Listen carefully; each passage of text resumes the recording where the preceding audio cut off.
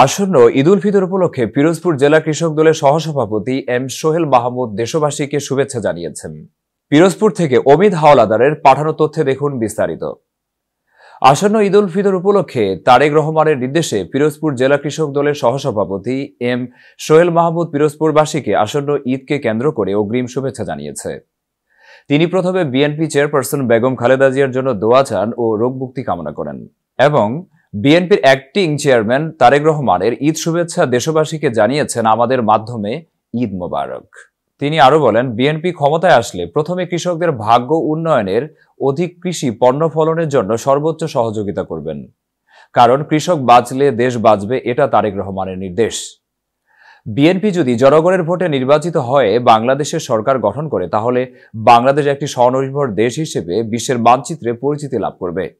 যদি ৩১ দফা বাস্তবায়ন হয় আর বিএনপি যদি জনগণের ভোটে নির্বাচিত হয়, তাহলে বাংলাদেশের প্রতিটি মানুষ তার সুফল ভোগ। প্রিয় দেশবাসী, আমার প্রিয় পিরোজপুরবাসী এবং আমার দল বাংলাদেশ জাতীয়তাবাদী দল বিএনপি তথা বিএনপির সকল অঙ্গ সংগঠনের, আমার প্রিয় সংগঠন বাংলাদেশ জাতীয়তাবাদী কৃষক দল এর আমার সহযোদ্ধা সহকর্মী যারা দেশে প্রবাসী আছেন, সবাইকে পবিত্র ঈদ উল ফিতরের শুভেচ্ছা।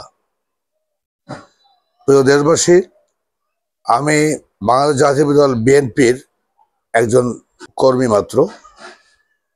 তো আমি প্রথমত আমার নেত্রী, বাংলাদেশের মাটি মানুষের প্রিয় নেত্রী, বাংলাদেশের জনগণের ভোটে নির্বাচিত ৩ বারের প্রধানমন্ত্রী, যিনি ফ্যাসিস্ট হাসিনা সরকারের মিথ্যা মামলার প্রতিহিংসার রসানলে মিথ্যা মামলায় কারারুদ্ধ রেখেছেন, সেই কারারুদ্ধ বাংলাদেশের গণমানুষের প্রিয় নেত্রী, দেশ নেত্রী বেগম খালেদা জিয়ার আশু রোগ মুক্তি কামনা করছি।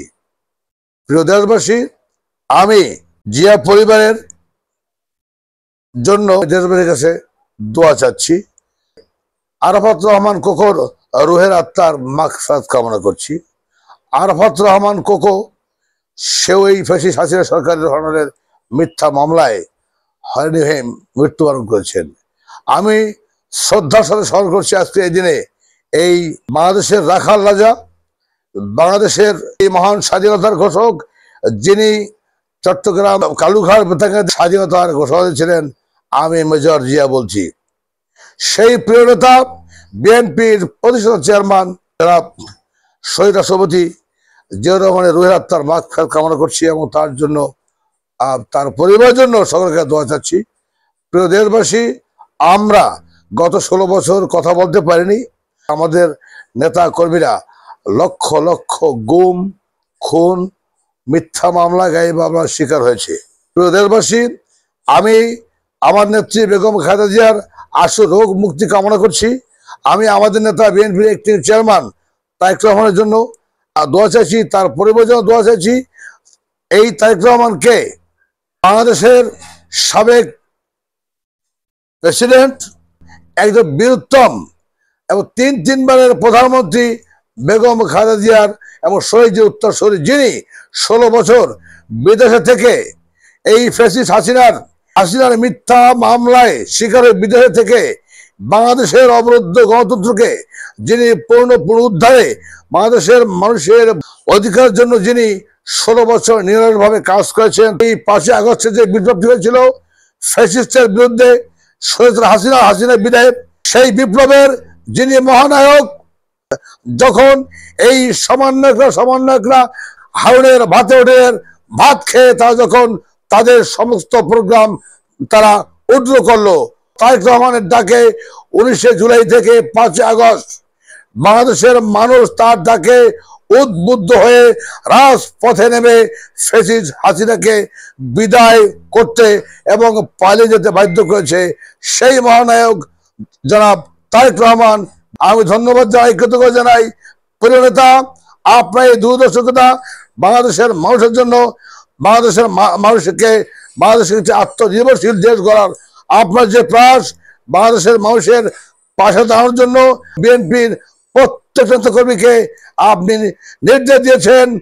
কারণ এই রাষ্ট্রের মালিক জনগণ, জনগণের ভোটে বিএনপি নির্বাচিত হয়ে রাষ্ট্র পরিচয় দায়িত্ব পেলে প্রথম যে কাজটি আমার নেতা বলছেন কৃষকদের পাশে থাকা, কৃষকদেরকে সর্বোচ্চ অধিকার দেওয়া।